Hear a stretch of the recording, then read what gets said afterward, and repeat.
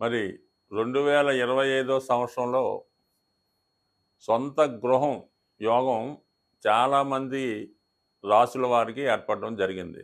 ముఖ్యంగా గురువు యొక్క స్థితి అయితేనే, శని భగవాన్ స్థితి అయితేనే, అలాగే మెయిన్ కుజుని యొక్క అనుగ్రహం చాలా వరకు ఈ రాశుల మీద పడడం వల్ల ఈ రాశుల్లో జన్మించిన వారు ఏ రాశి వారైనా వారికి సరైనటువంటి ఆదాయం ఉండి అర్హత ఉంటే ఏ కొద్దిపాటి ప్రయత్నం చేసినా మీకు సొంత గృహం ఏర్పడుతుంది.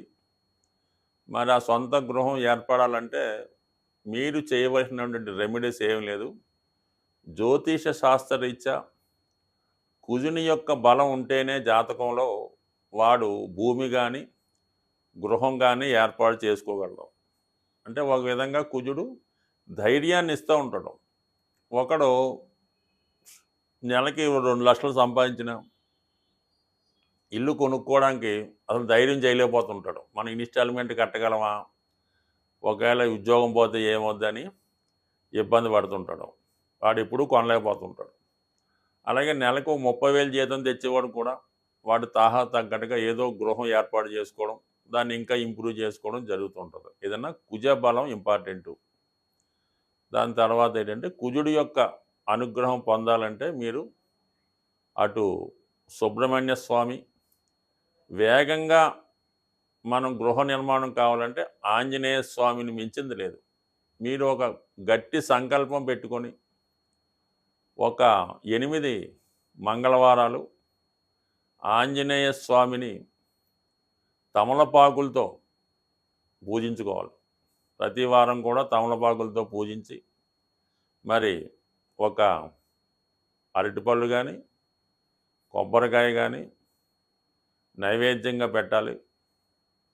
సంకల్పం వారం వారంకి పెరుగుతూ ఉండాలి. దానికి తగ్గట్టుగా మీరు ఏదో ఒక ప్రయత్నం కూడా చేస్తూ ఉండాలి. అలాగే వీలుంటే కోతులకి, అంటే మనకి కొద్దిగా నగరం అవుట్లెట్స్ గట్టా ఉన్నప్పుడు మరి మెయిన్ రోడ్డు మీద కాకుండా కొద్ది పక్కన తోటలాగా ఉంటే మీరు ఎంత కొనగలిగితే అంత కొంతవరకు అవి మీరు ఎంత బరువు ఉంటారో దానికి తగ్గట్టుగా అరటిపళ్ళు కానీ ఏవైనా ఫ్రూట్స్ కానీ కోతులకి ఆహారంగా పెట్టడం వల్ల మీకు తొందరగా మరి సొంత గృహం ఏర్పడుతుంది. మరి స్త్రీలు ముఖ్యంగా వారి యొక్క కోరిక తీరాలంటే మణిదీప వర్ణన అని ఉంటుంది.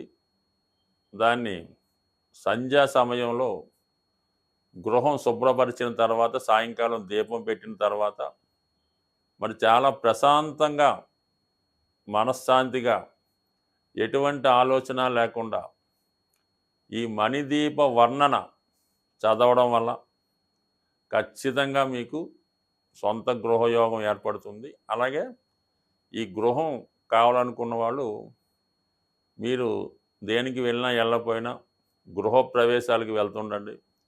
ఎక్కడన్నా ఇల్లు కన్స్ట్రక్షన్ జరుగుతుంటే ఫర్ సేల్ అని బోర్డు పెట్టిన అపార్ట్మెంట్ ఉన్నా మీ దగ్గర డబ్బులున్నా లేకపోయినా ఒకసారి వెళ్ళండి. వాళ్ళని కనుక్కోండి, ఎంత అవుతుందన్నో తెలుసుకోండి, దాని బ్రోచర్లు తెచ్చుకోండి, మీ దగ్గర పెట్టుకోండి. అలాగే మీరు ఒక బిల్డర్తో కానీ ఒక తాపీ మేస్త్రితో కానీ స్నేహం చేసుకొని ఉన్నా లేకపోయినా ప్రతి విషయం కనుక్కోండి. సిమెంట్ రేటు తెలుసుకుంటూ ఉండండి, ఐరన్ రేటు తెలుసుకుంటూ ఉండండి, భూమి విలువ ఊరికనే తెలుసుకొని ఫ్రెండ్స్కి చెప్తూ ఉండండి. కంపల్సరీగా అదంతా యాక్టివేట్ అయ్యి ఖచ్చితంగా మీకు ఒక గృహం అన్నది ఏర్పడుతుంది. ఏదన్నా మనం ఏ లైన్లో ఉంటే ఏ ప్రయత్నంలో ఉంటే ఖచ్చితంగా అందులో మనకి రాణింపు రావడం జరుగుతుంటుంది. అందుకని మీరు ఈ గృహం కట్టే వాళ్ళతోనూ గృహం చుట్టుపక్కల తిరుగుతూ కనుక్కుండా ఏదో రియల్ ఎస్టేట్ వ్యాపారం చేయకపోయినా అమ్మికొన్నట్టు అందులో రోజుకు 1 గంట చేస్తే ఖచ్చితంగా మీకు ఆ ఇంటికి తగ్గ డబ్బు అదే వస్తుంది, అదే గృహం ఏర్పడుతుంది. కావాలంటే ప్రయత్నం చేసి చూడండి. మీకు ఖచ్చితంగా మరి 2025లో మీరు ప్రయత్నం బట్టి ఒక 90 రోజుల్లో సొంత గృహం ఏర్పడుతుంది. స్వస్తి. శ్రీమాత్రే నమ. జై గురు దత్తాత్రేయ నమ. ఈ వీడియోలో మనం 2025 సంవత్సరంలో మేషరాశి వారు వారి యొక్క సంవత్సరంలో ఏ విధంగా ప్లాన్ చేసుకోవాలి, ఏ విధమైనటువంటి ముందు జాగ్రత్తలు తీసుకోవాలి, ప్రధానంగా మారుతున్నటువంటి గ్రహాలు ఈ మేషరాశి వారి మీద ఎటువంటి ప్రభావాన్ని చూపబోతున్నాయి అన్న విషయాన్ని మనం ఈ 2025 సంవత్సరం ముందుగా మేషరాశి వారికి తీసుకోవలసినటువంటి జాగ్రత్తలు, చేసుకోవలసినటువంటి పరిహారాలు ఇవన్నీ కూడా ఈ వీడియోలో మనం చర్చించడం జరుగుతుంది. అంటే తర్వాత వీడియోలో సంపూర్ణంగా మనం 2025 సంవత్సర ఫలితాలు తెలుసుకునే ప్రయత్నం చేద్దాం. ఇది అడ్వాన్స్గా ఫ్యూచర్ ప్లానింగ్ కోసం చెప్పబడుతున్నటువంటి వీడియోగా మరి మీరు దీన్ని కొన్ని ముఖ్య విషయాలు తీసుకుంటే బాగుంటుంది. మరి ముఖ్యంగా మనకి ఏదైనా 4 ప్రధాన గ్రహాలు సంవత్సర ఫలితాల మీద ప్రభావాన్ని చూపుతూ ఉంటాయి. సో అవి ఏంటంటే శని, గురువు, రాహు, కేతువులు. సో ఈ 4 గ్రహాలు కూడా ఇంచుమించుగా మనకి ఈ 2025 సంవత్సరంలో ప్రస్తుతం ఉన్న రాశి నుంచి వేరే రాశిలోకి మారడం జరుగుతుంది. దాంట్లో ప్రధానంగా ముందుగా శని భగవానుడు 29 మార్చి 2025న ప్రస్తుతం ఉన్నటువంటి ఏకాదశ స్థానం నుంచి ద్వాదశ స్థానంలోకి మారడం జరుగుతుంది. సో అంటే ముఖ్యంగా మన మేషరాశి వారికి ఏలినాటి శని ప్రారంభమవుతుంది 29 మార్చి 2025 నుంచి. మరి అప్పటి వరకు శని లాభస్థానంలో మంచి అనుకూలమైనటువంటి స్థితిలో ఉండడం వల్ల జాతకుడు మార్చి నెలాఖరులోపుగానే ఏదైనా కొత్తగా వ్యాపారాన్ని కానీ ఏదైనా పరిశ్రమ కానీ స్థాపించాలనుకున్నా, రియల్ ఎస్టేట్ సంబంధించిన వెంచర్ లాంటిది ఏమైనా వెయ్యాలనుకున్నా, మరి ఇంచుమించుగా మార్చి నెలాఖరులో మీరు ఏదైనా ప్రాజెక్టు ప్రారంభిస్తే అది చాలా వరకు తర్వాత విజయవంతంగా పూర్తయ్యే అవకాశం ఉంది. అలాగే వృత్తిలో మారదాం అనుకున్న వాళ్ళకి ఇది ముఖ్యంగా చాలా అనుకూలమైనటువంటి స్థితి. మనకి ఈ శని భగవానుడు మీరు ఏదైనా కొత్త కార్యక్రమాలు ప్రారంభించాలనుకుంటే మాత్రం, అలాగే కొత్తగా వృత్తిలో ప్రవేశిద్దాం అనుకున్న వాళ్ళకి మస్ట్గా మీరు మార్చి నెలాఖరు లోపల చేరండి. దాని తర్వాత ప్రారంభమైనటువంటి ఏలినాటి శని మీతో ఏదో ఒక పెట్టుబడి పెట్టడం జరుగుతూ ఉంటుంది. అంటే ఖర్చులు వస్తుంటాయి, అవి అనుకోని ఖర్చులు వస్తుంటాయి, తప్పనిసరి పరిస్థితుల్లో పెట్టవలసిన ఖర్చులు వస్తుంటాయి. అయితే మీరు ఏప్రిల్ నుంచి మాత్రం ఎట్టి పరిస్థితుల్లో కూడా ఏదైనా వ్యాపారానికి సంబంధించిన విషయాల్లో మాత్రం పెట్టుబడి పెట్టాలన్నా, షేర్ మార్కెట్లో పెట్టాలన్నా, ఎవరికన్నా అప్పు ఇవ్వాలన్నా మాత్రం 100కి 100 చాలా జాగ్రత్త వహించవలసి ఉంటుంది. అంటే ఈ సమయంలోనే మీ యొక్క ఆత్మీయులకో దగ్గర బంధువులకో ఏదో ఆపద రావడం, వారు మిమ్మల్ని ఏదో విధంగా మీ దగ్గర ధనాన్ని రుణంగా తీసుకోవడం జరుగుతుంటుంది.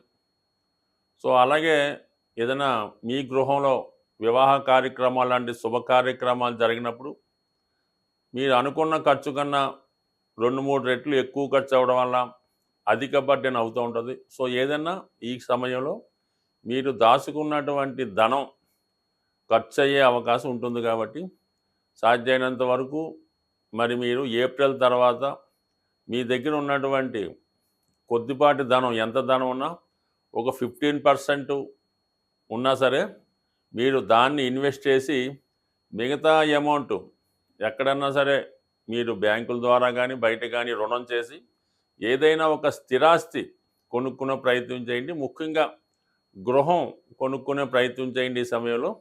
ఎందుకంటే ఆటోమేటిక్గా మీరు గృహానికి ప్రతి నెల ఇన్స్టాల్మెంట్ కట్టడం వల్ల ఖచ్చితంగా మీకు మనీ టైట్ ఏర్పడుతూ ఉంటుంది. అలాగే మీరు ఖర్చులో ఉండడం వల్ల సాధారణంగా మిమ్మల్ని ఎవరు అప్పు అడగరు.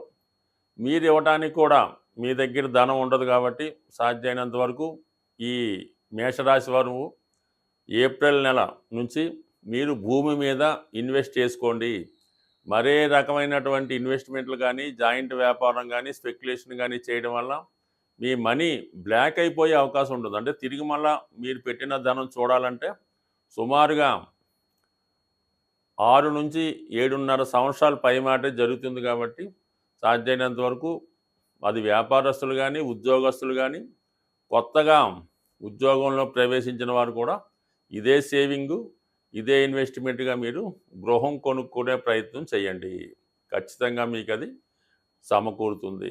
అయితే ఎక్కువగా మరి మేషరాశి వారు ఈ గృహం కొనుక్కునే విషయంలో పడమర దిక్కు సంబంధించినటువంటి ఫేసింగ్ కాకుండా నెంబర్ 1గా మీరు తూర్పు దక్షిణం తీసుకునే ప్రయత్నం చేయండి.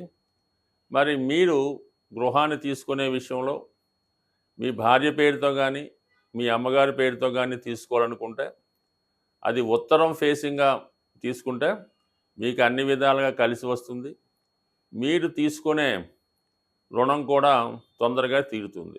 సాధారణంగా మరి ఈ మేషరాశి వారికి యొక్క గృహంలో ఆగ్నేయ సంబంధించినటువంటి దోషాలు ఉంటాయి కాబట్టి ఆ దోష ప్రభావం వల్ల భార్యాభర్తల మధ్య విభేదాలు, ఆదాయం కన్నా ఖర్చు ఎక్కువడం, స్త్రీలకి ఏదో రకమైనటువంటి అనారోగ్య సమస్యలు, వివాహం తొందరగా అవ్వకపోవడం, వివాహం అయినప్పటికీ కూడా అత్తవారింట్లోనే కాకుండా పుట్టింట్లోనే ఎక్కువ సమయం ఉండడం, ఇవన్నీ కూడా మేషరాశి వారు యజమానిగా ఉన్నటువంటి గృహంలో ఆగ్నేయ దోషం ఉండడం వల్ల ఆ యజమానికి కూడా మరి ఒక విధమైన ఏదో విధమైన బలహీనత, బ్యాడ్ హ్యాబిట్ ఉండడం వల్ల చాలా వరకు ధనం ఎక్కువ ఖర్చు అవుతుంటుంది. రుణం తీస్తే మాత్రం అది తీర్చలేని పరిస్థితి ఏర్పడుతుంటుంది. కాబట్టి మరి ఖచ్చితంగా మరి ఈ సంవత్సరంలో మీరు మీ గృహంలో ఉన్నటువంటి ఆగ్నేయ దోషాన్ని సరిచేసుకుంటే ఈ శుభ ఫలితాలు మీకు, ఎందుకంటే ప్రస్తుతం ఈ రాష్ట్రాధిపతి కుజుడు బలహీన స్థితిలో ఉండడం వల్ల చాలా వరకు ఆగ్నేయ ప్రభావం మీ మేషరాశి వారి మీద ఉండబోతుంది. కాబట్టి ఆగ్నేయానికి సంబంధించినటువంటి మీరున్నటువంటి గృహంలో ఆ దోషాన్ని సరిచేసుకుంటే 100% మీకు రాబోయే 2025వ సంవత్సరం చాలా వరకు రుణాలు తీరి బయటపడతారు. అలాగే సొంత గృహం లాంటిది కూడా ఏర్పడే అవకాశం ఉంటుంది. అదే మామూలుగా మనకి ఇదే సంవత్సరంలో మే 15వ తారీఖున మీకు ఇంతవరకు ధనస్థానంలో ఉన్నటువంటి మీకు రక్షణగా మీ కుటుంబాన్ని సంరక్షిస్తూ వచ్చినటువంటి గురుగ్రహం మే 15వ తారీఖున తృతీయ స్థానంలోకి మారడం జరుగుతుంది. అంటే ఒక విధంగా కామ త్రికోణంలోకి మారడం జరగడం వల్ల మీలో ఉన్నటువంటి కోరికలు ఎక్కువగా పెరుగుతూ ఉంటాయి. మరి 3లోకి వెళ్ళిన గురువు 3, 7, 11 స్థానాల్ని ప్రభావితం చేయడం వల్ల మరి వివాహానికి సంబంధించినటువంటి సమస్యలు పరిష్కారం అవుతాయి. అలాగే వివాహం కొరకు ఎదురు చూస్తున్న వారికి వివాహం కూడా జరిగే అవకాశం ఉంది. ఫర్ ది సేమ్ టైం మరి ఇదే సమయంలో ఇంచుమించుగా మనకి మే 19వ తారీఖున రాహు కేతువులు కూడా మారడం జరుగుతుంది. సో దాని గురించి మనం తర్వాత వీడియోలో తెలుసుకునే ప్రయత్నం చేద్దాం.